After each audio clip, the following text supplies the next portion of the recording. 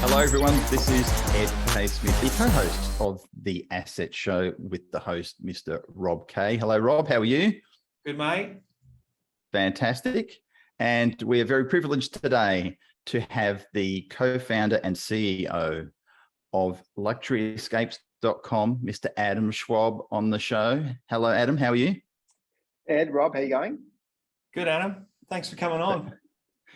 Yes, it's great having you on. We've had one of your mates on the show before, Gabby Leibovitz. So and he was on the old version of the show, on the Domainer show, a couple of years back now, and we spoke about Luxury Escapes all the way back then, and your name was mentioned.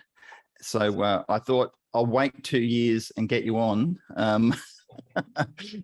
So at least we're efficient with our activity of getting on guests. So that's my bet. You're on our list. We get to you at one point. That's it. Better late than never. And also, Adam has a fantastic podcast that I listen to called From Zero, that you can find on all the good podcasting platforms like Apple and others. And that is where he interviews founders and gets sort of real stories behind their successes and different struggles and setbacks that they've had. So it gets down to the brass tacks of things, because not everything is rosy in business, that's for sure. So but we wanted to have Adam on today to discuss Luxury Escapes, and in particular a couple of things: the use of the .com domain, luxuryescapes.com, and how that is viewed as an asset, but also another side topic, the topic of staff for your business and how they are assets. And there's an article that's just come out today in the Sydney Herald Sun. Is it the Sydney Herald Sun or just the Herald Sun? Anyway, the Herald Sun. We'll put a link to it, where Adam is featured in that article, and he's also got a picture of himself. What looks like at a barbecue food fest with a pair of tongs, but that's another story. We'll get the details of that in a sec. So, Rob, have you got anything first off on your head that you would like to ask Adam? Well, it's clear that Luxury Escapes is an incredibly successful brand. What I always get interested in is, you obviously didn't just buy luxuryescapes.com and then just start this amazing company. What did you do before that? Yeah, it's actually a really good point. I won't spend too much time in the sort of back history, because we had a few non-digital businesses first. So I think what's probably more relevant is we started a brand called deals.com.au back in 2000. Sorry, go back a bit further. We started a brand called zoopon.com.au in 2009, which sounds a lot like Scoopon. You mentioned Gabby Leibovitz. They own Scoopon.com. And Gabby and Hezi famously bought Groupon.com.au and squatted on that, and I think sold it back for a couple $1 million to Groupon. Ironically, at the same time, so Gabby and Hezi and I are all obviously very good friends these days. But back then, we were just another upstart, and those guys were going pretty well. And so we were called Zoopon. They was called Scoopon. Groupon was suing Scoopon, and they then sued us. So Groupon suing Scoopon, Scoopon suing Zoopon.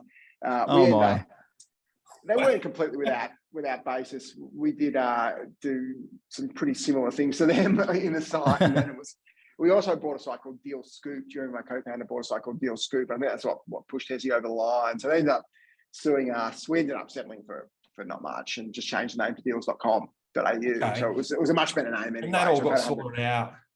Yeah, it got sorted out actually pretty quickly. And then we met Hezi the first time, probably 2 years later, and we did a business with them called Just Eat. Called Eat Now. It was bought by Just Eat. So we became friends a couple of years later, but it was an interesting first meeting. But anyway, so we were originally a business called deals.com.au, Zoopon deals.com.au, and we sold a Groupon clone, one of the 82 Groupon clones in Australia. So we sold local deals to restaurants, day spas, accommodation, a whole host of things, hairdressers. And as part of that, we did some travel stuff, and we realized travel was getting sort of better and better. So we had that travel business as part of deals.com.au. We then bought a business called Kudo, 9MSN. They owned a business called Getaway Lounge. I'm mentioning a few businesses here. I hope it's not too confusing. But so we inherited a business called Getaway Lounge. So if you paint the picture, this in 2012, we had this deals business, but the best part of the deals business was travel. So we had travel as part of deals, could be Thailand deals, Bali deals, whatever. We knew at the time, and Jeremy, my co-founder, is very much sort of into domain names, and we knew that deals.com.au brand was great for the local stuff, but wasn't so good for the big hotels. So a Ritz-Carlton, Intercontinental, a Hilton, a Hyatt don't really want to be on the same side as cheap fish and chip joints at Parramatta. So we needed to create a new brand anyway. At the same time, we bought this Getaway Lounge business from 9MSN, and David Gingell, who was running it on at the time, who was a lovely guy, said, happy to sell you this stuff, guys, but you can't keep the Getaway Lounge brand because we have a show called Getaway. So it was completely fair enough. So we needed to transition off Getaway Lounge anyway. We knew we needed to transition off deals.com.au. So we were looking for a new brand name. And I think, I can't remember if it was myself or Jeremy, saw Luxury Escapes, and it was owned by actually a travel agent out of Sydney, funnily enough. And we ended up buying it for, I think it was 100 grand. So we paid her 100 grand, same price as deals.com.au, ironically, and started this Luxury Escapes business, this brand, I should say, and allowed us to just have a much cleaner product, and we have a fresh brand, a new start, all the stuff we'd learned over the past 2 years, deals.com, all the mistakes we made, we hopefully didn't make them again as part of Luxury Escape. So started with a much cleaner business, much cleaner brand, and we sort of just took off from there. This was 2013, actually. Yeah, well, we love hearing those stories. We've had Sean McGowan on the old show as well, where he talked about he had a car loan business called Beep, like beepahorn.com.au, and after a couple of years, then he upgraded it to carloans.com.au. So the same with you guys. You started with deals, and then you learned so much, and then you figured out we better upgrade our brand, and then you put some money down to buy the better brand, and then it's cool that you get to kind of start again, but with all this knowledge from the other and all the mistakes 100%. That you've learned. Yeah, it was mistakes. And there's all sorts of mistakes. And you guys speak to plenty of business owners, but there was obviously mistakes that influenced the business model. So when we have a local business, which is in many ways a great business, but in some ways it was a terrible business because the average basket size is $50, and then you had a lot of churn because you sell vouchers for a massage joint, and the owner would shut up shop 2 days later and have to refund everyone, which was terrible for everyone and for us. So there was a bunch of stuff that we learned. There was how do you treat customers, how do you hire staff, how do you design web, all this stuff that we sort of had a great apprenticeship. So we had a previous business that was offline that was part apprenticeship, but the real apprenticeship was deals.com.au stuff. So we learned a heap, and we just tried not to make. I'm sure we made plenty of those mistakes again, but we tried to make a lot less mistakes with Luxury Escapes, especially in terms of customer. We've always had a great relationship with customers, and part of that was because we always over-indexed in customer service and also customer sales. So we do still invest very heavily. We've got our queue back down to pretty much zero now, so you can pretty much get through straight away, as opposed to most other. You guys try calling Qantas or Jetstar or any of those businesses lately, you're probably or the overseas airlines, even worse, can be up for weeks to get through. So we can now call us straight away. So there's a lot of things that we've learned the hard way that we've really over-invested in since. Fantastic. I'd like to go on, Ed. Sorry, mate. I was going to say, I'd like to just go back to the bit where you said you paid 100K for the domain, because you said that very nonchalantly. And to a lot of listeners out there, they're going, shit, 100K for the .com. Now we know that, that's a good investment in the business and it's an asset.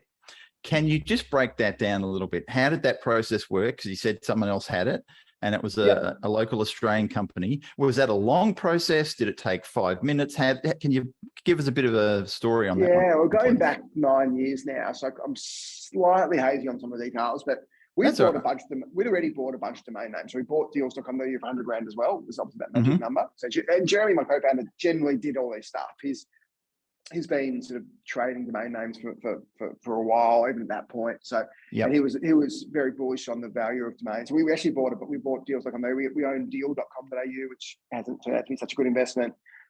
We also own, there's a couple other similar, I call it vouchers, or there's a few similar derivations of that sort of coupon voucher brand name. So we had already bought a bunch of brand names. Deals.com was a good buy, other ones not so good, clearly. and we needed a new brand. And Jez, we somehow came across Luxury Escapes. It was owned by, I think it was a travel agent called firstclass.com.au or something like that. So a high-end travel agent in Sydney wasn't using the Luxury Escapes domain. So it had no real value to them in having it. And we obviously had learned the value of domain and had a functioning business. So we actually had essentially what was Luxury Escapes as part of deals.com.au. So for us, it wasn't really risky because we already had the business. It was just a matter of flicking it over. So we did that. So it was a much easier transition than someone just buy. I think her name's Tina. I've met her as well. She owns some gold. Tina. Yeah, it was Tina. Yeah, it was I've met her as well in Sydney, and she's got that office there on the water. Yeah, well, we did it over the phone, I think, but so she's obviously a pretty good operator and had a bunch of names. But she's still got some great names now. We should get her on the show, Ed. There you go. Add her to the list. There you go. And so look, you ended up obviously negotiating back and forth. Do you remember whether you put in a much lower offer than 100K to start with? I'm sure he would have. Jeremy would have done all that because it was very much his specialty. Yeah. But I presume we would have bid sort of 15 or 20, and I think she was pretty firm on 100. It could have been more than 100. I'm pretty sure it was 100. Okay. Pretty good from memory. Yeah. So I think I think it was a pretty fair deal. It was a good result for her, especially .com as well. I mean, yeah. Oh yeah, it's a great memorable two-word domain name that's a .com. So I think it's good. And I think there's always two sides. Like, obviously, it's a recognizable name. We've invested very heavily. We've probably put hundreds of $1 million in marketing in as well. So there's a bit of that. Of course. Like the downside to luxuryscapes.com is people assume that, or some people I think that it's too luxury for them. So we sell everything from $100 a night to $10,000 a night. So luxury is different things, different people. So the challenge we still face is some people, I can't go to Luxury Escapes because I can't work out to afford it. When we actually, because a lot of the model is discount driven, you can go to Bali for $200 a night, staying in an incredible 5-star hotel, which is cheaper than you pay in a fraction of what you pay in a 3-star hotel in Noosa at the moment. So I think it sometimes works against us. Yeah, I see what you're saying. Yeah, it's still luxury, but it's more value luxury. So it's luxury and value. It's not just luxury. Yeah, that's it. So the marketing side is critically important.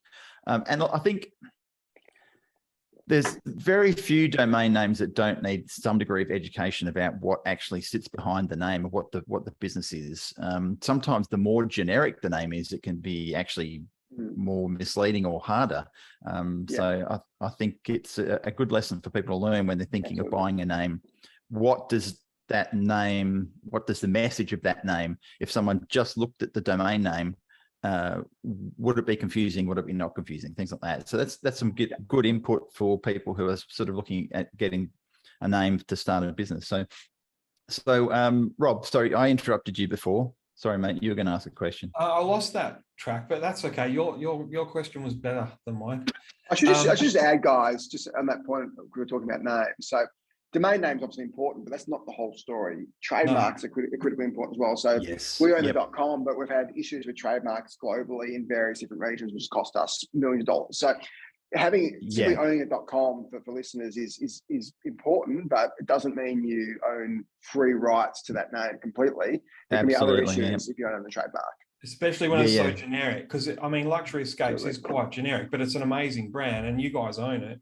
And we know, Ed and I always do our due diligence and check branding as well for our clients. We did notice that you guys do own luxuryescapes.com.au as well, which is obviously smart. You want to tie down as much as you can.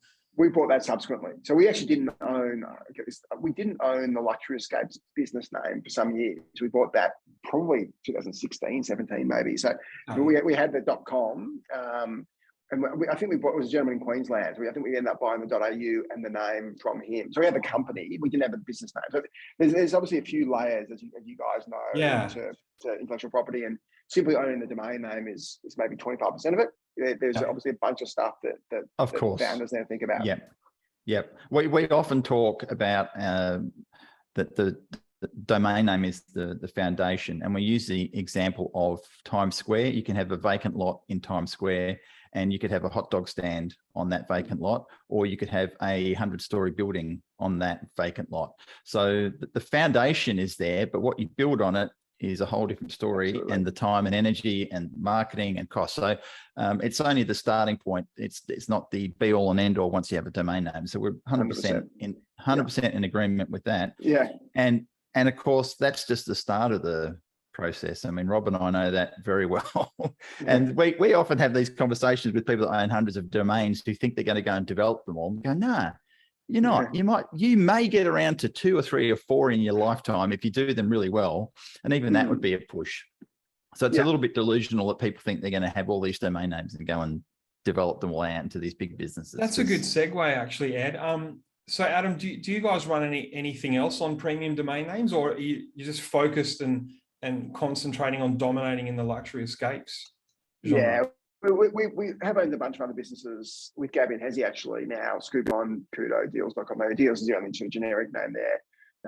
But that's largely, those businesses have largely supported travel business now. So luxury escapes heading towards $1 billion in TTV. So it's certainly the majority of our focus now.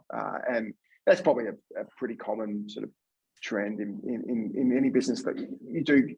How do you focus on what you do well rather than sort of spread your focus across a bunch of different things? So we do try and focus on what we're pretty good at. Question again?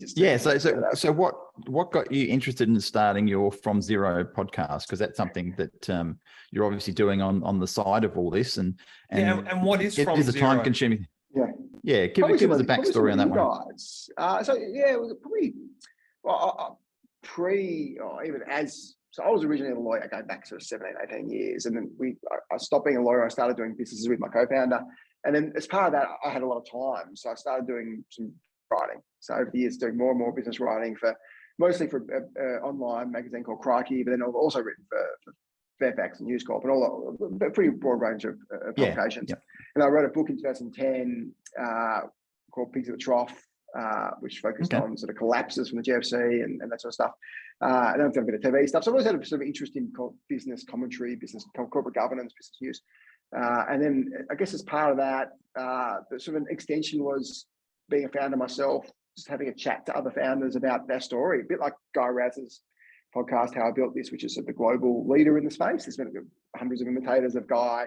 I'm one of them. But I've got pretty good access to founders in Australia and thereabouts. So I thought interviewing founders can be quite interesting. So I started doing it with the guys at Listener, who are a great team and have a great product and do a really good job. So just sort of went from there. So I've done films for like 25, 30 episodes, not as many as you guys, but sort of getting there. It's kind of just something I do on the side to hopefully inspire some people to create a business or improve their business. Give back some of your experience and some stories of your successes and mistakes.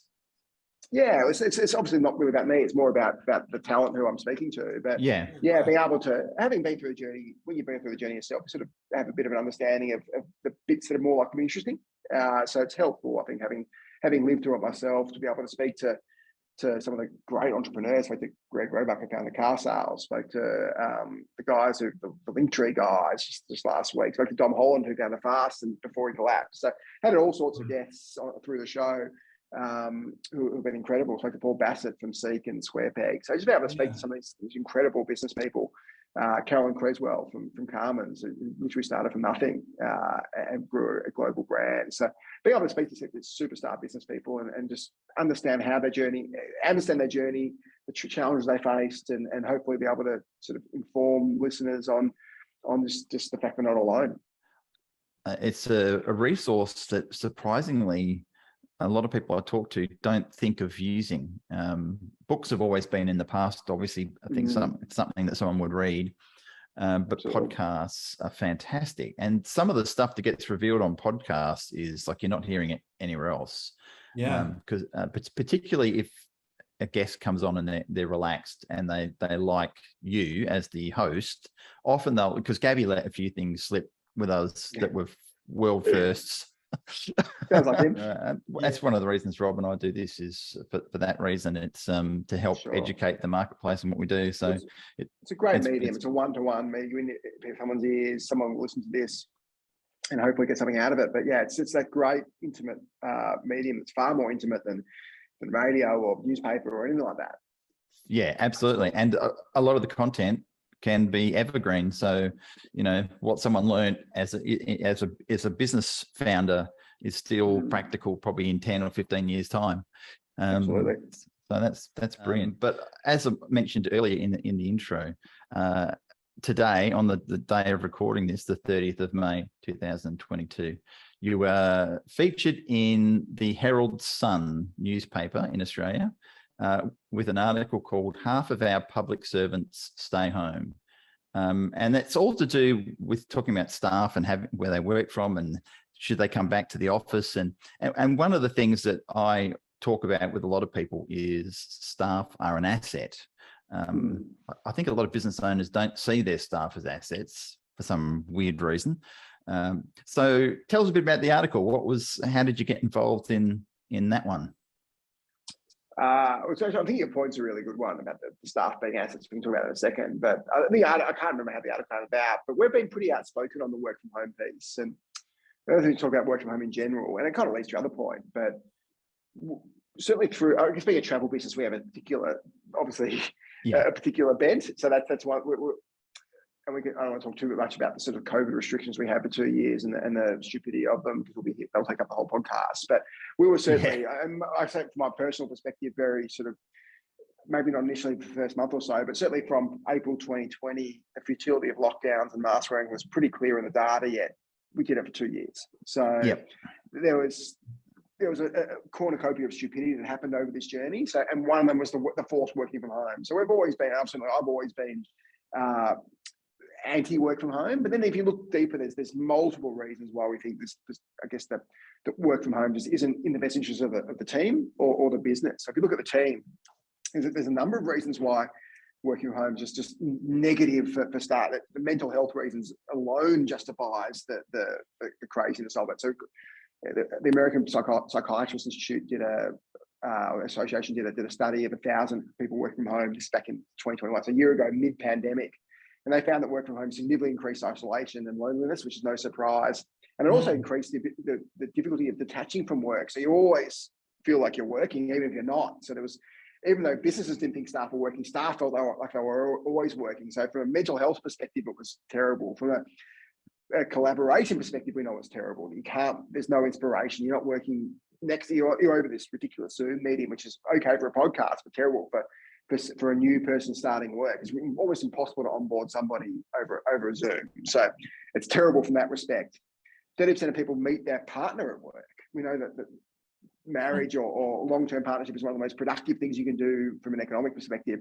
That's 30% of people potentially not meeting their partner or meeting a partner who's particularly not as appropriate for them. So it's another reason. Then you've got the ability to get a promotion. One of the great ways to get a promotion is simply being in front of your boss. If you're not in front of your boss, it's much harder to get a promotion. So it just makes getting promotions harder. So you hire more laterally at a level rather than within the business. And fifth, and probably the most important reason why it's bad for staff is it's the ultimate bait and switch. And there's no surprise that Facebook allows it, because Facebook's the ultimate bait and switch business. They give it to their clients. But I can hire you from Parramatta or from Vaucluse or from Frankston or from Brighton, I can hire that same role in Bangalore. If you're not coming into the office, you become much more commoditized. We'll talk about that in a second more. So from a staff perspective, you significantly risk commoditizing your role offshore. So there's really no upside for team members. The only upside you hear from team members is, well, I like it because I travel less. Well, simply liking something. My kids, my 5 and 7 year old, love watching their iPad and eating chocolate. It doesn't mean it's good for them. So simply because the employees like knocking up at 5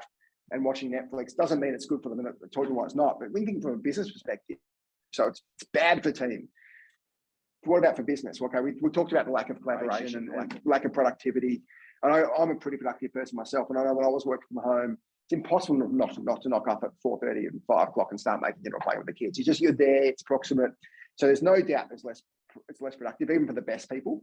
But also you get people who become role fillers, not people who are creative and collaborative. You simply do your job and you pick a specific job and you move on to the next specific job. You're not trying to create extra value. So that's another really key reason. But the biggest reason, and this goes to your point on staff being an asset, and it's probably changing now as especially tech businesses are retrenching people left, right, and centre. But certainly till a month ago, when staff were incredibly hard to get. Problem with working from home is you just commoditizing your staff. So if I've got a fantastic developer or product person or designer sitting at home, and I'm paying them 200 grand a year for argument's sake, or 150 grand a year, and Atlassian or Canva come or Microsoft come and offer them 300 grand a year, Well, of course you're going to leave because you're getting paid double and you work from home either way. There's no difference. If someone's coming into the office and having a free lunch or playing table tennis or with friends and looking forward to it, you're actually differentiating yourself. So you're not commoditizing, differentiating. So one of the biggest reasons for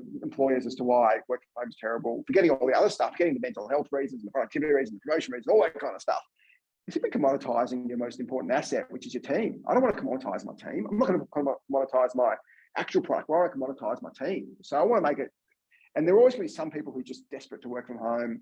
We're not talking about flexibility because some people need, a single mum with 3 kids needs flexibility. So we're not talking about genuine flexibility. We're talking about the 25-year-old who lives 3 blocks away, who simply finds it easier to work from home. Well, they can go work for the Victorian government, who seems to not give a stuff about anything. But if you want to work for the world's best travel business like us, well, we want a collaborative, intuitive, value-creating person. So naturally that will happen. We'll attract a certain type of person, a really talented type of person. And the people who, and I should add, we haven't lost a single person as a result of this, as a result of really requesting 4-1 or preferably 5-0. So we have a great team and we've attracted that sort of team who loves to come into the office, loves being with people. And for the odd person down the track who wants to go work for state government, by all means, go work for them. Yeah. Well, it's about lifestyle too, right? Because they're coming to the office and they're just a part of a whole ecosystem and they're feeding off each other and they're trying to, I mean, there's the friendly competitive nature of staff too, where they're trying to be better than their, and, you know, and help their staff lift up as well, but, and then kind of show off to their boss in that they're doing good things in the office. Absolutely. 100%. Otherwise, it just becomes, like you said, if they're sitting at home, they're basically getting paid and they're just ticking the boxes going, I've done my job today. But there's not that whole external environment. Exactly. And we've got some people who we've hired, people who are working remotely. That's how we hired them. And it's just they live in Queensland and they're fantastic at their job. So there are some roles, and it's often a contact center role that whilst we think it's probably better to be in the office, that you get 98% at home. And because these people are so good, then it's actually okay. But we've hired, and most of our team are Melbourne or Sydney based. Because most of our team are here. And having a half full office or a half empty office is nothing worse. You're almost better having it empty. So you need to get to that 70-75%, we think, to create that buzz, that hum that really creates that excitement. And that's what we try and do. And we try and make it, but that's an investment as well. To your earlier point, we now pay for upwards of $1 million a year in lunches and potentially dinners at some point to really, it's not just a stick approach, it's carrot and stick. We want to make people, we want to create incentive people love to come to the office, that we're not even saying come in for one. You're creating they want to come to work. Exactly. Adam, how many staff does Luxury Escapes have? We're growing pretty quickly. We're over 400 globally now. So low fours, cool. Okay. But some very good points made there. And let's say I think the flexibility point is the important bit. And my daughter, I won't say where she works, but she has a couple of days at home and the rest is in the office. And she actually prefers in the office more, but just how they're set up, they're required to do that for certain reasons that I won't go into. But so her 2 days, she still lives at home. So her 2 days at home with mum and dad can sometimes be a bit annoying for her. Well, I think that point's right. I think, and pre-COVID, we were always embraced flexibility. So if someone needed to pick the kids up from school or watch the athletics carnival or go to the doctor or whatever, then obviously you no one's changed the desk. And that by all means, like if somebody wants to rock up to the office at 11 and work till 8 in a creative role, that's completely fine as well. It's a bit harder in a contact center role, but certainly we embrace flexibility, but that's different from permanently working from home. So we want people to be as flexible as they can be and as they need to be, but knowing that the general base is working from the office with friends, with colleagues, and if any, I don't think I've ever said no, you can't go to the doctor, no, you can't watch your kids' athletics carnival. Like it's 100% yes in 12 years of business, but we'll say we don't want someone work from home if they can come to the office. No, that's great. That's some really good insight there, because it is one of the huge discussions and that whole topic of the Great Resignation that everyone talks about with staff leaving for this particular reason.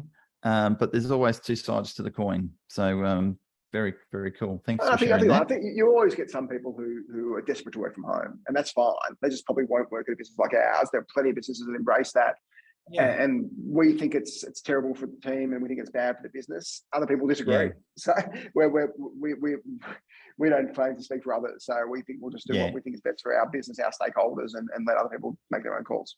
In working from home, people's defence, some jobs can be a bit boring and they don't want to turn up. I mean, if I wasn't a staff member of Luxury Escapes, I'd want to attend work every day, because you guys are talking about travel and fun stuff all the time. It does make sense why everyone does want to rock up to Luxury Escapes to work, But that, like you said before, if you worked in the government and you're just sitting in a cubicle, maybe there is no difference between working at home and being in a cubicle. I think yes and yes. I think the only corollary, though, is you can look at school. Like everybody had a great teacher and a terrible teacher. The great teacher makes school fun. Grade 4 teacher, Mr. Hannon, who was everyone's favourite teacher, and he's the principal these days. But he would make otherwise very boring school amazing. We'd go for halfway through the day, we'd go for a run. We'd play footy.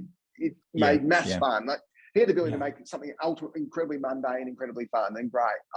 So yeah, it's certainly easier for us at Luxury Escapes than it is for someone working in the Department of Human Services, no doubt. So that's not to say that DHS can't make it good. They just choose not to. Exactly. True. Yeah, that's the critical point there. They choose not to. But I think the world that we live in now is, in terms of what the internet has enabled us to do. We weren't having these conversations 30 years ago. Like True. There were no options. You turned up to work unless you were, actually, funnily enough, I mean, I'm someone that prefers to work from home, but I'm the business owner, so that's my choice, and that's how I've done it for 20 years. But I was influenced by Wilbur from Mr. Ed. So if you guys ever watched Mr. Ed Talking Horse, he was an architect and he worked from home in the barn with the horse. And I thought that's the coolest thing. He gets to work from his barn and do his drawings. And so I think this Mr. Ed got influenced by that Mr. Ed. But the great thing is it's a smorgasbord. We all have these options now that we didn't have before. Exactly. And a company has to do it how they want to do it. And if the person who's joining that company doesn't fit, then they don't fit, and you find someone else and they go and do it somewhere else. Exactly. So yeah, it's just. I think it's a win-win at the end of the day for everyone if they can make it work. So that's very. And very the moral cool. of the story is staff are one of your company or business's most important assets, just like the domain name and the brand. Very much. Like if you look at our balance sheet of most e-commerce or online marketplace businesses, there's not many hard assets on there. There's cash, and that's kind of it. So very much the investment bank, bank line, your main asset leaves in the lifts every night. And very much, if you look at our two great, I could call it economic goodwill, as Warren Buffett would say. It's the trust of our customers and the trust of our suppliers. So it's a relationship we have with customers, that someone comes to Luxury Escapes and knows that when they're buying what they're getting. That's from 10,000 public reviews, from millions of purchases, from lots of word of mouth. So it's how do you create that goodwill, and then how do you create the other economic goodwill is that hotels and tour companies and airlines trust us to sell their product in a really beautiful way. So that's our economic goodwill that creates the value, it creates our profitability.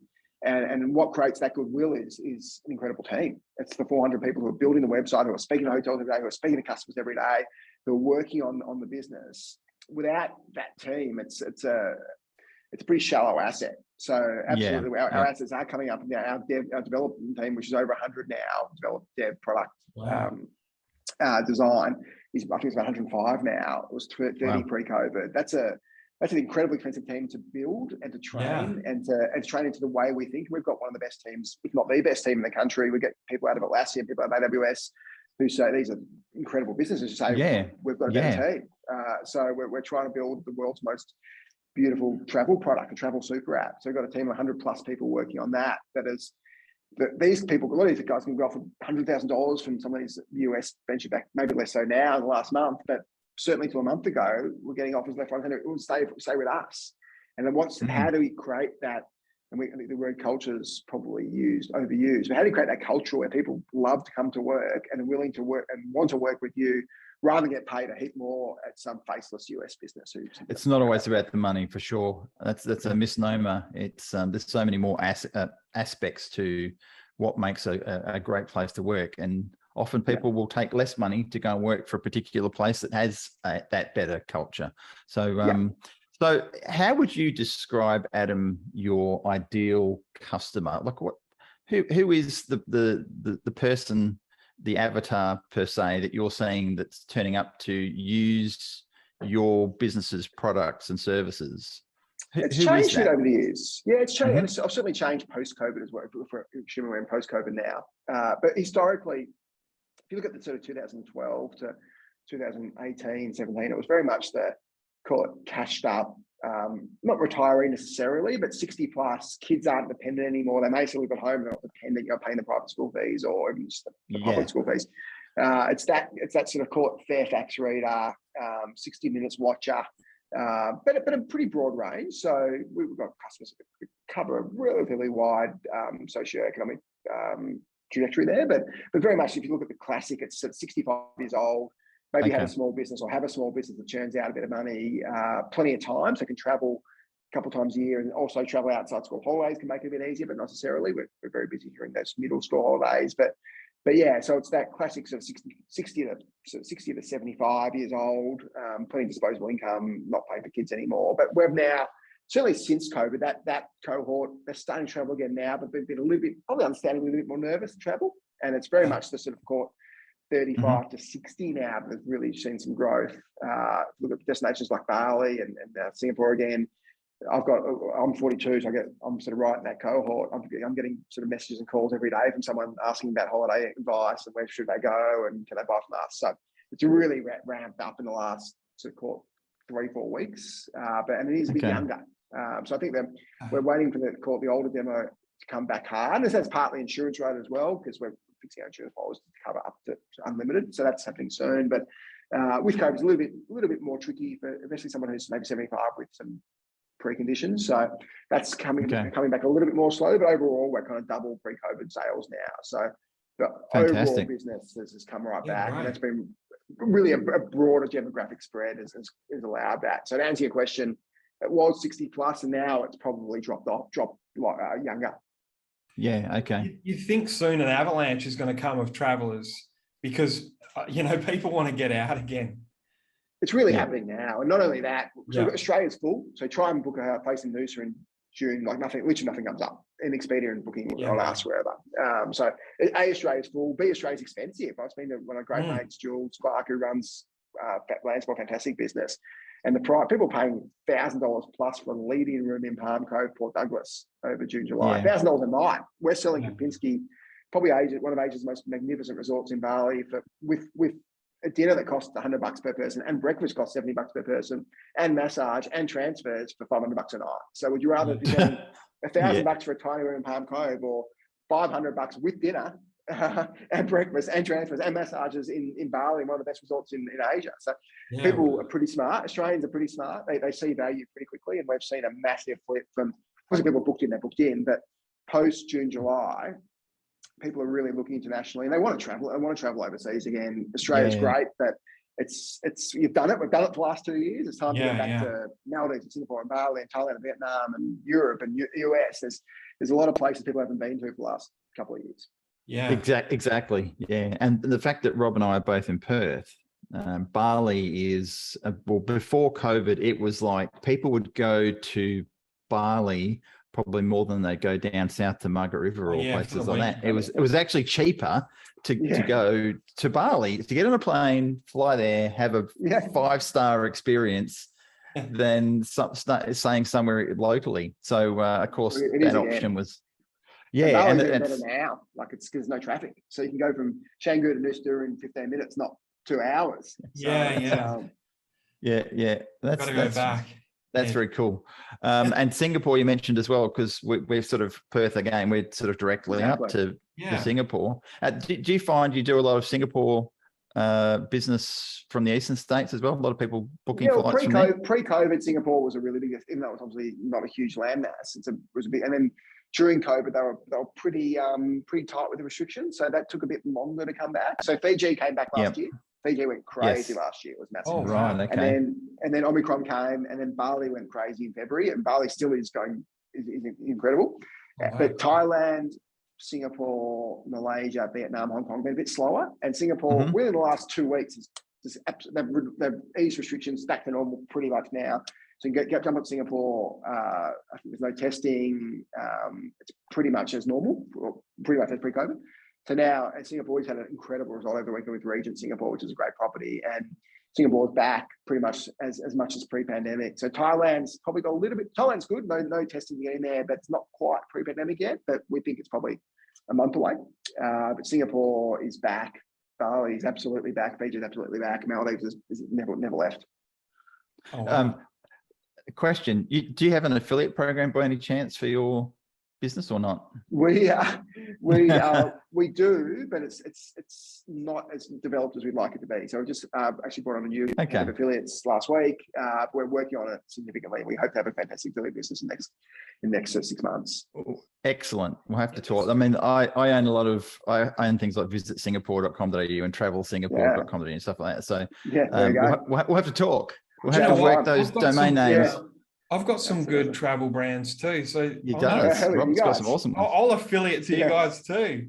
I'm sure there's a lot of people out there with good domain names that'll let us know in 6 months when your affiliate program's good. Well, Sam's just started, so she's absolutely open for business now. So we're hoping to build that up. But we've always been a business that love affiliates, but just haven't been infrastructurally set up to go hard with it, because there is a bit of work you got to do. There is, right, as you guys know. So we have got the best value product in the world. So we tend to go pretty well. Our Flash product, which is our legacy product, so our Bali, our Singapore, all that kind of stuff, it's 30 to 40% off pricing compared to Booking.com and Expedia. So now we've got a marketplace product that's an always-on product. So you can, one of our, so as good as Flash is, you can't get coverage everywhere the whole time. So we've backed that up with a second tier of marketplace. So you can go to London, New York, wherever, still get same pricing as Booking, but free breakfast and a free nightly cocktail, for example, or free transfer, or whatever, or free upgrade. So we can now, we're not just the business where we used to be, where we get these incredible deals. That still is the majority of our business. We're now got probably a third of our business, and growing, is an always-on platform, which is the best value always-on platform in the world. So if you want to go to Dubai or Maldives or Thailand or Bali, we don't have exactly what you want in Flash. There's still hundreds of properties you can buy, which is still better value than Booking. So crazy go to Booking.com and you get the same thing off us with free breakfast. Whoop. There we go. Well, on that note, I think I know I'm going to be using Luxury Escapes from now on. So hopefully. That's fantastic. Yeah, I love hearing a local success story. Obviously, it's taken a shitload of work to get it to where it is. And thanks for explaining that as well. We love hearing that stuff. Gotcha. Yeah, and managing 400 staff, and that's a process in itself that most people probably can't even conceive of what that's like. Well, it's funny. It's obviously we've been through the whole journey. We have multiple businesses, but it's much easier with 400 staff than it was with 10. We've got an incredible ELT, incredible exec team, incredible senior leadership team. So what we're really focused on the last couple of years, how do we bring in the best people we can to have just an incredible team. So I used to be on the tools. I used to be doing customer service emails and everything every day and all that kind of stuff. And now, I'm not doing nothing, but and like any founder's always sort of in the details, but much less so than I was 3 or 4 years ago. Well, that's the whole point, right? That's why you put like the 6, 7 hardcore years in. We have done all the hard work, paid your dues, so to speak. You want it to look after you in the future. 100%. Yeah, fantastic. Well, we're almost at the top of the hour, and it's been an awesome session with you, Adam. We greatly appreciate you coming on, mate. And Rob, do you have any other questions that you'd like to ask Adam while we have his attention? I think we've got enough gold here. I reckon we should have Adam back on down the track. Anytime, boys. I've got to make up for last week's no show. So, no, don't sweat it, mate. That's all good. But yes, we will have you back on. So 100%, and down the track, we've got to get Gabby back on as well for an update. We noticed that mydeal.com.au was bought by Woolworths last week for 240 mil or something. 230 odd, 230, 240. Sean, who runs, is a lovely guy, so always really happy to see some of the good guys do well. So great work with him and Paul and the team who've done a really good job in a really competitive space. So great to hear. And it seemed like a quick amount of time too. I'm sure there was much more time than I was seeing, but it seemed like they really sort of the name just started getting out there, mydeal.com.au, and then all of a sudden it's sold the Woolies. I go, shit, that was fast. Yeah, it's a great story and good on them. So great week to Sean. I see him lives around the corner from me. So well, he might be someone we can get on the show as well. So we'll maybe get his contact from you. Yeah, for sure. All right. Thanks, Adam. I appreciate it. Have a super day. Thanks, Rob. And Adam. If you haven't subscribed to our podcast, please hit the subscribe on. If you're watching this on YouTube, hit subscribe. Follow us on the other platforms. We appreciate you as the listener and watcher tuning in to see awesome people like Adam come on the show. So thanks again, and we'll see you on the next episode. Cheers. Thanks, Ed. Bye.